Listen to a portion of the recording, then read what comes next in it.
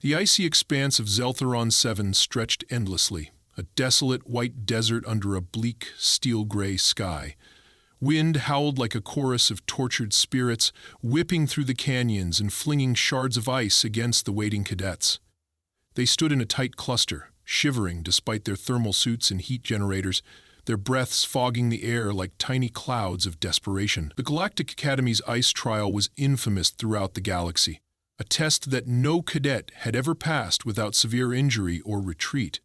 Many considered it an impossible challenge, a cruel gauntlet meant to break even the strongest of minds and bodies. Eli Morin stood slightly apart from the others, his expression calm and unreadable. He wore a simple set of thermal clothing, layered with fleece and windbreaker material, a stark contrast to the heavily armored suits worn by the other cadets. His dark brown hair was tucked under a woolen beanie, and his blue eyes scanned the horizon with quiet intensity. Slung over one shoulder was a bulky, ragged backpack stuffed with seemingly random items, scraps of metal, bundles of cord, and a dented metal flask clinking against a small cast-iron pot. The other cadets eyed him with a mix of confusion and disdain, their sneers barely hidden behind frost-encrusted visors. Standing at the forefront of the group was Captain Xylor, a towering, muscular figure with skin like blue stone and eyes that gleamed like polished silver. He raised a gloved hand, and the wind seemed to still for a moment as he addressed the gathered cadets. His voice boomed, echoing through the icy canyon. "This is the ultimate test of endurance and survival," Captain Xylor announced, his gaze sweeping over the cadets. "For the next 48 hours, you will be left to your own devices. You may use any resources you find within the ice plains. You may build, hunt, or scavenge as you see fit. However, you will receive no external assistance.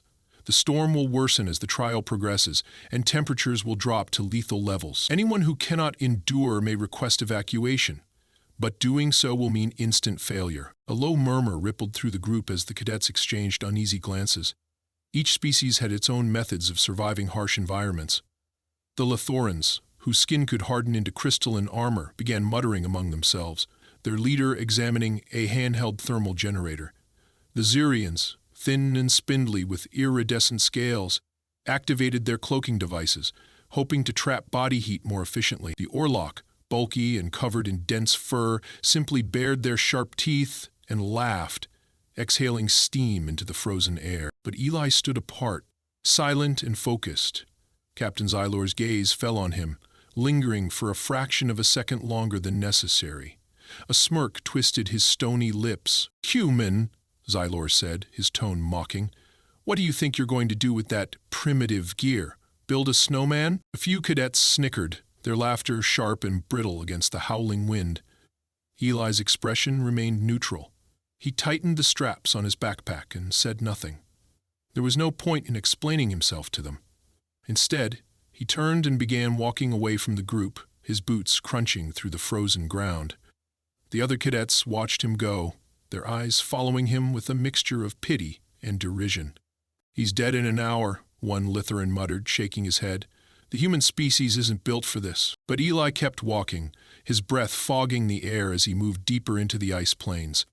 The cold bit through his clothing, numbing his fingers and seeping into his bones. But he pressed on, each step deliberate and unhurried. The terrain was treacherous, a labyrinth of frozen ridges and snowdrifts that rose like jagged teeth from the ground. Wind gusts pelted him with shards of ice, each sting a reminder that he was not welcome here. After nearly an hour of walking, Eli reached a shallow depression in the ice, partially shielded from the wind by a natural rock outcropping. He dropped his backpack and crouched, his hands trembling as he unzipped the main compartment. From within, he pulled out a tattered, water-resistant map and unfolded it against the rock. His eyes traced the contours of the terrain, searching for the small marker he had memorized during the Academy's briefing. "There," he murmured, his breath puffing white. "Moss veins." The map indicated a network of underground thermal springs, pockets of warmth trapped beneath the ice that sometimes reached the surface through thin cracks. If he could locate even one of those cracks, he might have a chance. He stuffed the map back into his backpack, grabbed a small pickaxe fashioned from salvaged metal, and began to dig. The work was slow and exhausting. The ice was dense, harder than stone, and every strike sent shockwaves up his arms. Eli gritted his teeth, his jaw clenched against the cold, and kept chipping away. After what felt like hours, his pickaxe struck something softer, a patch of grayish moss growing in a fissure in the ice. His heart raced as he dropped to his knees and peered into the crack. Warm air wafted up, carrying the faint. It wasn't much, but it was a start. Eli worked quickly, prying loose chunks of ice and using them to form a rudimentary wall around the fissure, trapping the rising warmth. Then he pulled out the small pot from his backpack and placed it over the crack, allowing the heat to slowly melt a handful of snow he had collected. As the ice turned to water, Eli removed the dented flask and poured the liquid into it, setting it aside to cool. While the water melted, Eli began gathering larger chunks of ice, using his pickaxe to carve them into blocks. The work was backbreaking, his muscles aching from the effort, but he persisted. 1 block, 2, 3. Slowly but steadily he began to stack them in a circular formation, each block angled slightly inward to form a dome. His breath misted the air, his fingers stinging as he packed snow into the gaps, sealing each joint to prevent the wind from seeping through. Hours passed. The light dimmed as the sun dipped below the horizon, casting long shadows across the ice plains. The temperature dropped further, the wind biting with renewed ferocity. Inside his half-built igloo, Eli lit a small fire, using dried moss and a sliver of metal he had sharpened into a makeshift blade. The heat filled the enclosed space, and the temperature rose just enough to keep him from freezing. Outside, the wind howled like a beast, slamming against the igloo walls. Eli huddled close to the fire, his hands wrapped around the flask. The water inside had finally cooled enough to drink. He took a slow, careful sip, the warmth flooding his throat and spreading through his chest. For a moment, he allowed himself to close his eyes, to breathe, to savor the warmth. But the moment passed quickly. There were still 40 hours to go, and Eli knew that the real storm was just beginning. The wind outside the igloo howled like a wounded beast, its ferocity shaking the fragile walls Eli had painstakingly constructed. Inside, the temperature remained just above freezing, the small fire crackling as it ate through the last scraps of dried moss. Eli's hands hovered over the flames, his fingertips red and raw from the cold. Every breath sent a plume of white mist into the dim space, the only light coming from the flickering flames. He stared into the fire, his mind churning with calculations. The storm outside was growing stronger, the wind pushing snow against the igloo in waves. It wouldn't hold for long. The structure was too small, the ice blocks hastily packed, the seams not fully sealed. Eli knew he would have to reinforce it before the worst of the storm hit. But first, he needed more materials. He stood, bracing himself against the low ceiling, and reached for the battered backpack. From inside, he pulled out the small, dented pot and his metal flask. The water he had melted earlier had cooled completely, and he drank it down in slow, measured sips, feeling the warmth slide down his throat and settle in his belly. Every drop mattered. The thermal springs were his only source of heat and water, and he couldn't afford to waste a single ounce. Outside, the wind screamed, carrying with it distant voices. Eli's head snapped up. The voices were muffled, fragmented by the storm, but they were unmistakably alien. He pressed his ear to the igloo wall, straining to hear. Stew, malfunction, temp dropping, lost. Signal, need, extraction. Coordinates, offline. Eli's jaw clenched. The other cadets were already in trouble. It hadn't even been a full day, and the first casualties were already being logged. He could picture them now. Orlocks huddled together in their fur-covered suits, Lithorans struggling to keep their crystalline armor from cracking under the sub-zero temperatures, Xerians desperately trying to keep their cloaking devices operational to trap heat. They had come prepared with all the tech and gadgets the Galactic Academy had provided, but the storm was proving to be more than their technology could handle. Eli crouched by the fire, his eyes narrowed in thought. The igloo was stable for now, but it wouldn't withstand another round of wind gusts. He needed to reinforce it, make it more durable, more insulated. And he needed to gather more moss to keep the fire burning. Without it, the temperature inside would drop to lethal levels. Taking a deep breath, Eli pulled on his mittens, wrapped his scarf around his neck, and slid the pickaxe through a loop in his belt. He unzipped the entrance to the igloo, wincing as the icy wind blasted his face, cutting through the layers of fabric like a knife. The air was colder than before, the wind carrying tiny shards of ice that stung his exposed skin. The landscape was a white wasteland. Snow swirled in chaotic patterns, obscuring visibility beyond a few feet. Eli squinted, trying to locate the rock outcropping where he had found the thermal fissure. It was barely visible through the snow, a dark smudge against the blinding white. He moved forward, his boots sinking into the snow with every step. The wind fought against him, threatening to knock him off balance, but he pressed on, his teeth gritted against the cold. When he reached the fissure, he dropped to his knees, peering into the crack. Warm air still seeped through, though it was weaker now, the fissure partially blocked by accumulating snow. Eli pulled out the pickaxe and began chipping away at the ice, widening the crack to allow more warmth to escape. His muscles burned with the effort, his breath coming in ragged gasps, but he kept going until the fissure was open enough to place the pot inside. He packed the edges of the fissure with snow, creating a barrier to trap the heat, then placed the pot inside, allowing it to slowly melt the snow he had collected earlier. As he worked, the voices drifted through the wind again, louder this time. Put up a fire pit, request. Extraction. Unable to move, frostbite setting in, Eli clenched his jaw, his hands tightening around the handle of the pickaxe. The cadets were scattered across the ice plains, separated by kilometers of deadly terrain. If they were calling for extraction now, it meant they were in serious trouble, but extraction meant failure. No one would pass the ice trial if they called for help. Eli shook his head, refocusing on the task at hand. He needed more moss. Without fuel, his fire would die, and once the fire was gone, the igloo would become a frozen tomb. He moved away from the fissure, his eyes scanning the ground for patches of grayish moss. It grew sporadically across the ice plains, clinging to rocks and crevices where geothermal heat occasionally surfaced. After several minutes of searching, he spotted a cluster of moss growing along the base of a rock.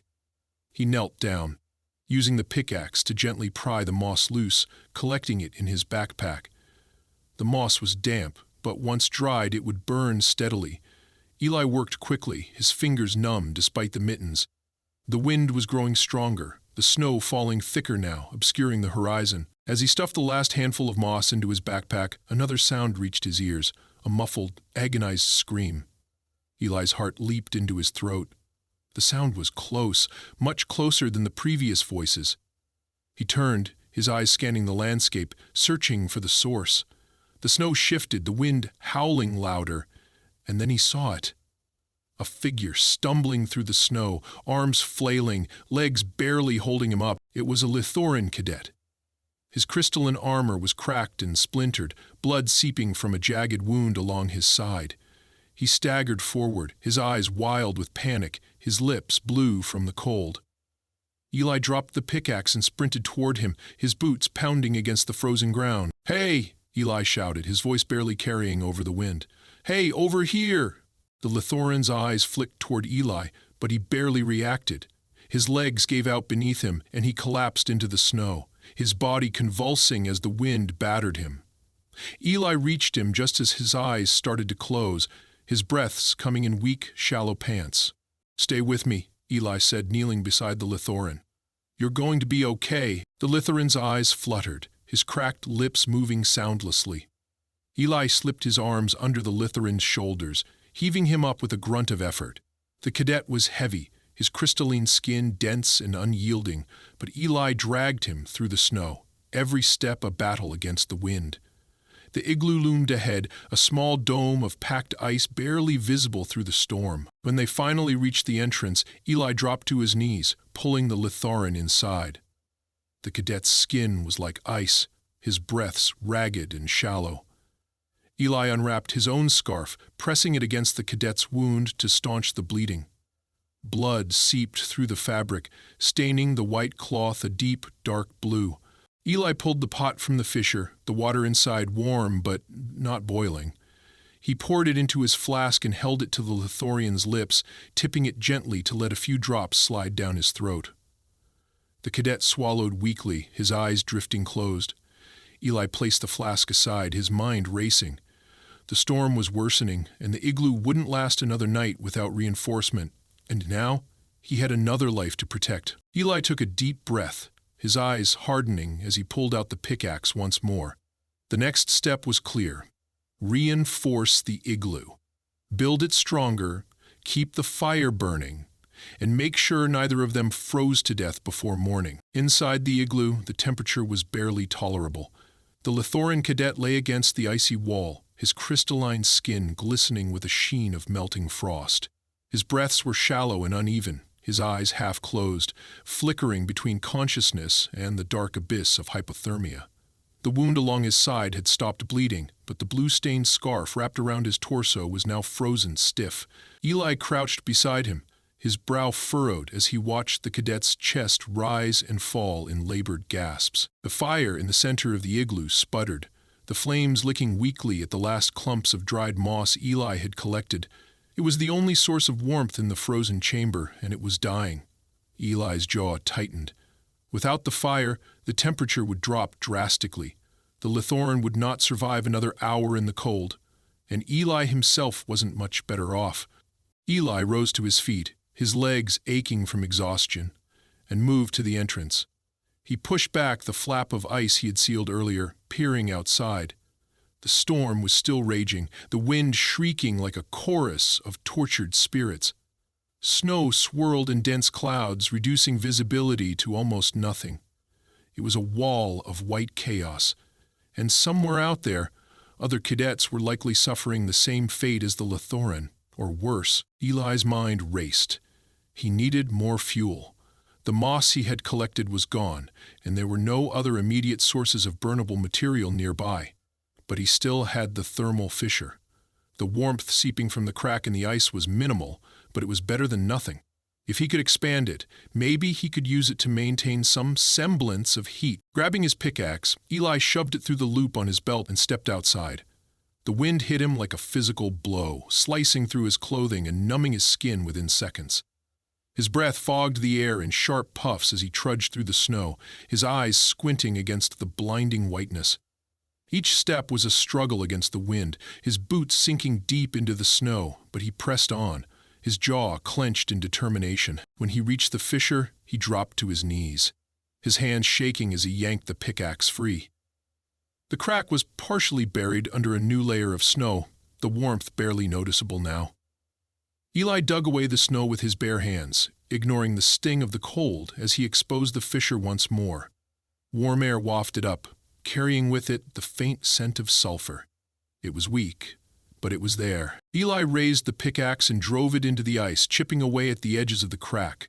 The sound echoed through the frozen air, each strike a dull rhythmic thud. Shards of ice flew in all directions, some slicing across his cheeks like tiny blades. His arms trembled with the effort, his muscles burning as he widened the fissure inch by inch. With each strike, more warm air seeped through, swirling around him in gentle waves. After what felt like hours, Eli finally set the pickaxe aside, his arms limp with exhaustion. The fissure was now wide enough for him to place the small pot directly inside, allowing the steam to rise and heat the surrounding area. It wasn't much, but it was something. Eli collected another handful of snow, packed it into the pot, and positioned it over the crack. Watching as it slowly began to melt, Eli straightened, wiping the sweat from his brow with the back of his glove. The wind howled louder now, carrying with it more faint voices. He turned his head, listening. Fallen. Can't move. Suit power critical. Sean, please. Eli swallowed hard, his throat dry. The voices were closer now, closer than before. Cadets were struggling, possibly dying, and the Academy's extraction teams had yet to arrive. He closed his eyes, forcing himself to take a deep breath. He couldn't help them, not yet. He had to focus on survival, on reinforcing the igloo, and keeping himself and the Lithoran alive. If he could make it through the night, maybe then he could search for the others. Maybe then he could do something. Eli turned and began the slow, painful trek back to the igloo. The wind screamed in his ears, each step a monumental effort as the snowdrifts swallowed his legs up to the knees. By the time he reached the entrance, his entire body was shaking uncontrollably. He stumbled inside, collapsing to his knees beside the Lithoran, who remained motionless against the wall. The fire had all but died, the last ember flickering weakly before winking out. The temperature plummeted instantly, the chill biting into Eli's bones like fangs. Eli pulled off his mittens and reached for the pot, lifting it from the fissure.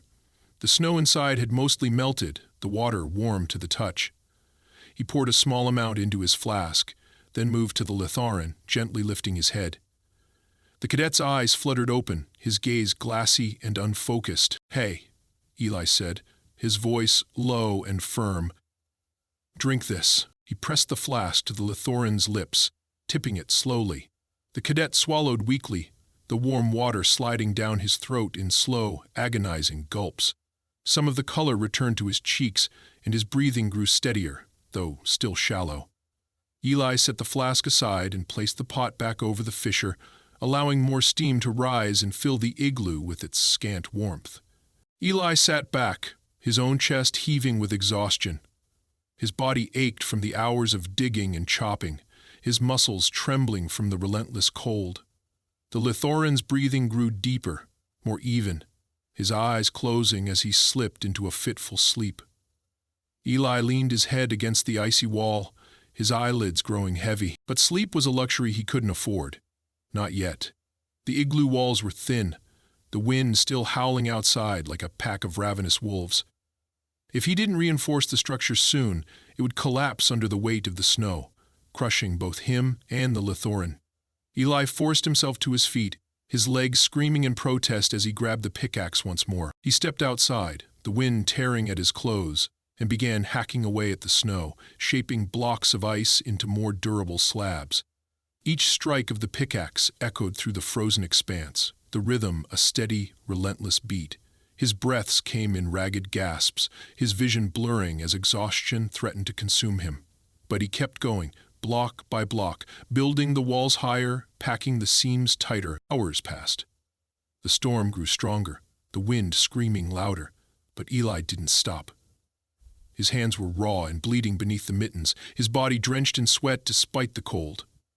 The sky above remained a blank, endless sheet of gray, the light dimming as the day dragged on. Finally, with the last block in place, Eli staggered back inside, collapsing beside the Lithoran.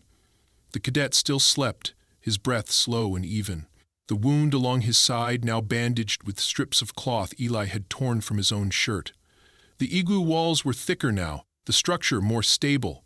The fissure continued to emit a faint warmth, the steam rising and filling the small space with the scent of damp earth. Eli leaned his head back against the wall, his eyes closing as the adrenaline finally began to fade. His body ached, his mind a fog of exhaustion, but for now the igloo held. For now they were still alive, and with any luck, they would make it through the night. But in the distance, beyond the howling wind, more voices echoed through the snow. A chorus of cries and screams, growing louder with each passing minute. Eli's eyes snapped open to the sound of distant screams. The igloo walls trembled as the wind outside roared with a ferocity that shook the entire structure. Snowflakes drifted through a small crack in the ceiling, swirling like tiny ghosts illuminated by the faint glow of the dying fire. Eli blinked, his heart hammering against his ribcage, his breath fogging the air as he tried to focus. The Lithoran cadet lay slumped against the wall, his crystalline skin covered in a sheen of frost. His chest rose and fell in shallow, ragged breaths, the blue scarf wrapped around his torso darkened with dried blood. Eli leaned forward, pressing 2 fingers against the cadet's neck, feeling for a pulse. It was there, weak but steady. Relief washed over Eli, but it was quickly overshadowed by the urgency of the screams. Eli pushed himself to his feet, his muscles aching from the hours of digging and reinforcing. He moved to the igloo's entrance and unsealed the flap, squinting into the blinding white chaos.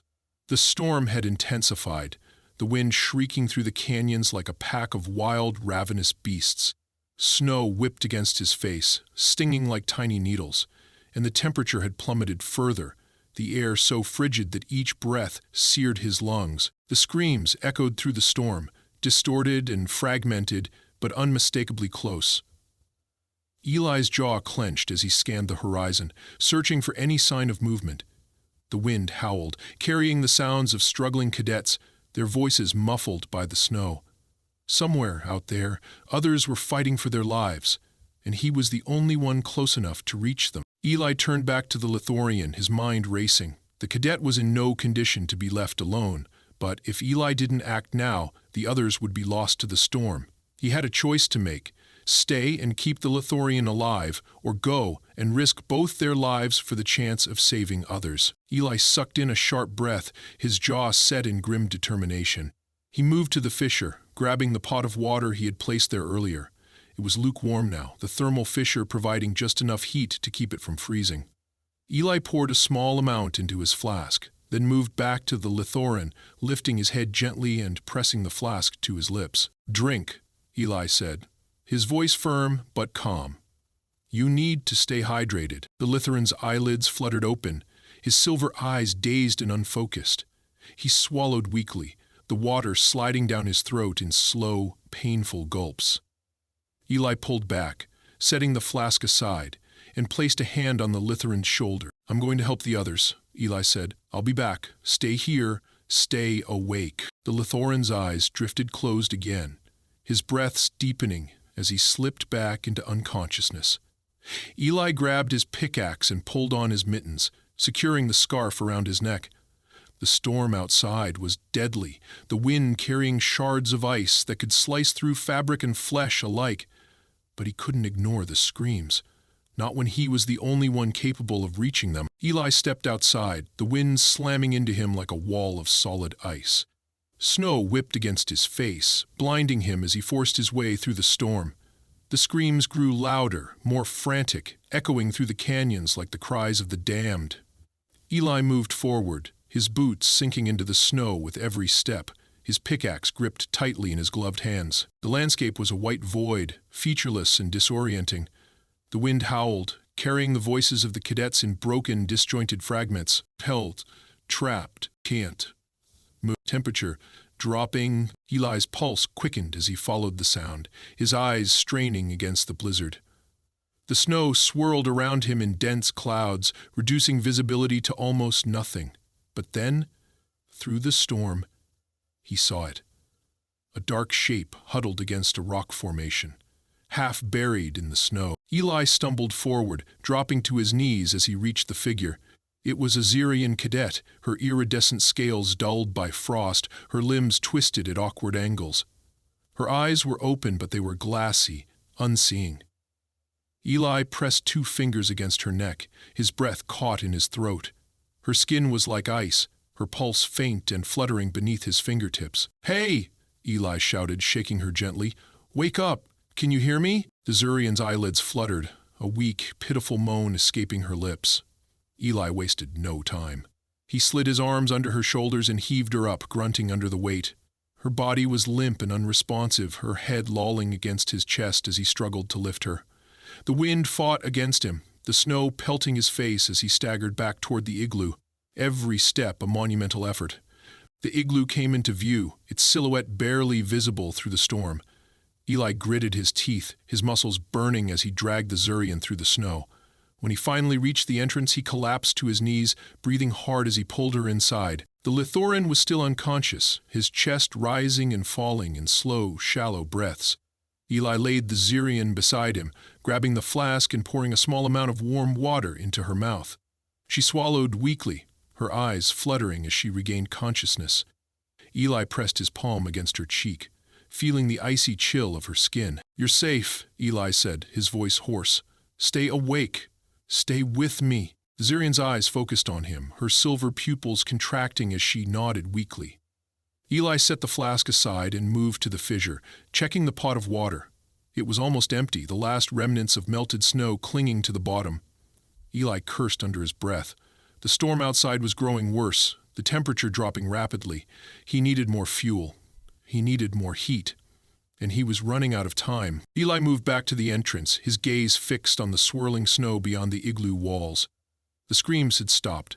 The wind carried only silence now, a vast, empty void that stretched endlessly into the frozen night. But there were still cadets out there, still voices that had cried out for help, and Eli knew he couldn't leave them behind. He took a deep breath, his jaw clenched, and stepped outside once more. The wind hit him like a wall, the cold biting through his clothes as he trudged forward, his legs heavy with exhaustion. The storm raged around him, the snow blinding, the wind howling like a beast. Eli pressed on, his eyes scanning the horizon for any sign of life, any hint of movement. And then, through the swirling snow, he saw it. A dark shape lying motionless in the distance, half buried beneath a mound of snow. Another cadet. Another life hanging by a thread. Eli gripped the pickaxe tighter, his breath coming in ragged gasps as he moved toward the figure, his steps slow and labored against the relentless wind. The storm roared, the snow falling harder now, but Eli kept moving, each step a battle against the elements. The figure in the distance grew closer, its outline sharp against the blinding white. Another chance to save a life.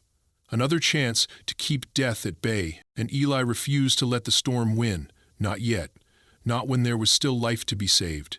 Not when there were still voices calling out for help. The storm raged with unrelenting fury, its icy claws tearing through the frozen landscape like a beast on a rampage. Snow swirled in blinding sheets, and the wind howled with such ferocity that it drowned out all other sounds. Eli pushed through the tempest, his entire body aching, his vision blurred by the freezing wind.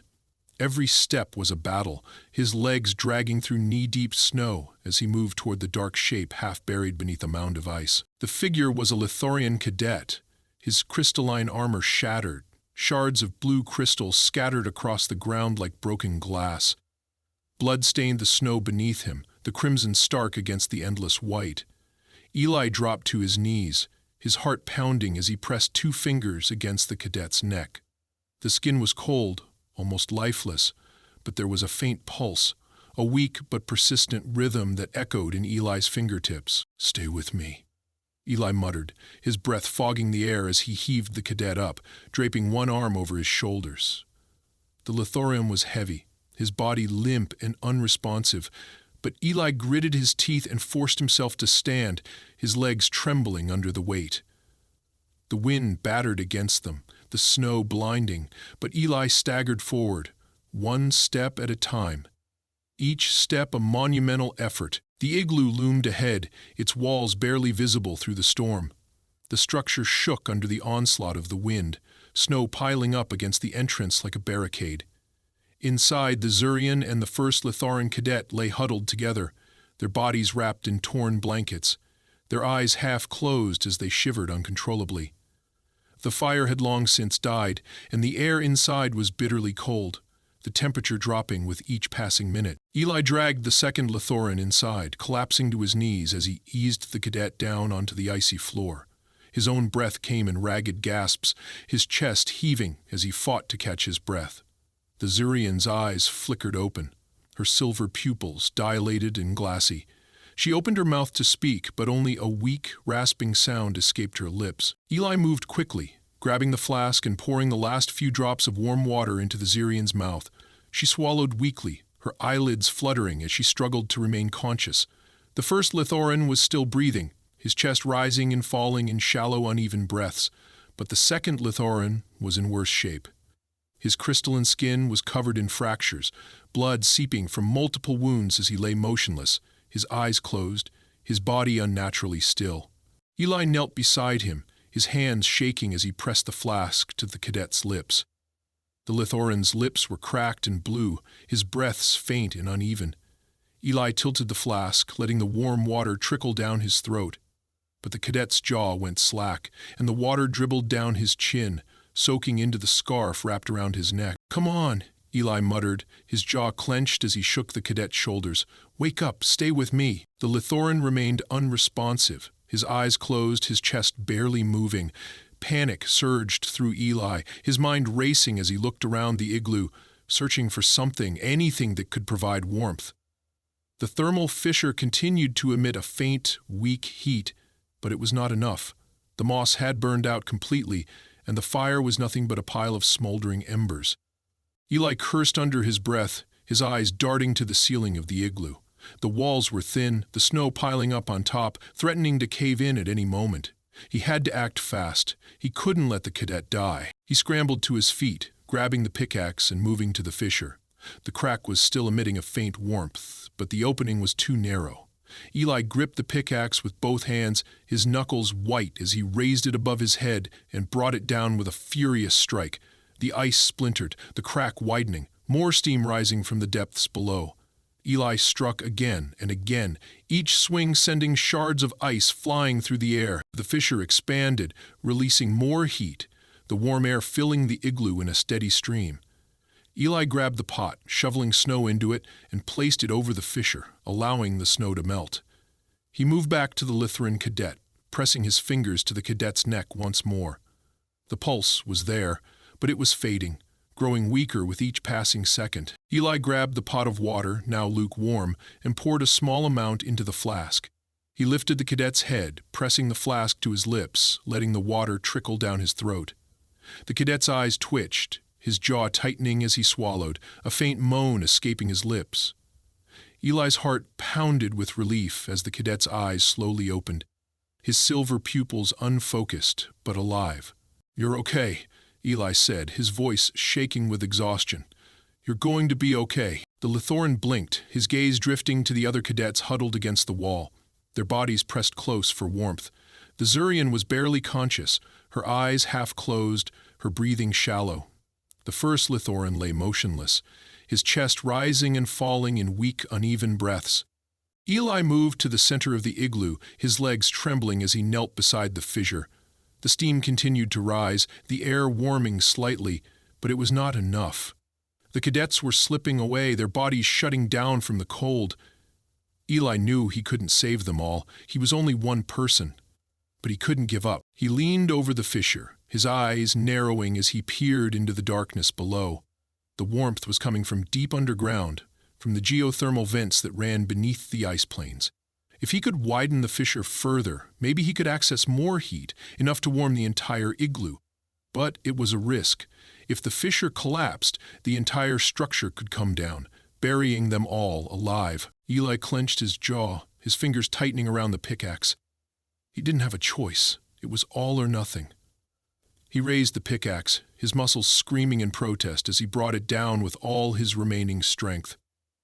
The ice cracked, the fissure widening, more steam rising as the ground shook beneath them. The igloo walls trembled, snow falling in heavy clumps from the ceiling. Eli dropped the pickaxe, his chest heaving as the steam poured into the igloo, the air growing warmer by the second. The Zirian stirred, her eyes opening slightly as the warmth seeped into her skin. The Lithoran cadets groaned, their breaths deepening as the heat revived them. Eli collapsed to the ground, his body spent, his vision blurring as the adrenaline finally faded. The warmth filled the igloo, the steam rising in thick clouds, the air growing heavy with moisture. Outside, the storm continued to rage, the wind howling like a beast denied its prey. But inside, the cadets were alive. They were breathing. And for now, that was enough. Hours later, the storm finally subsided. The wind died down, the snow settling into a thick, heavy blanket over the landscape.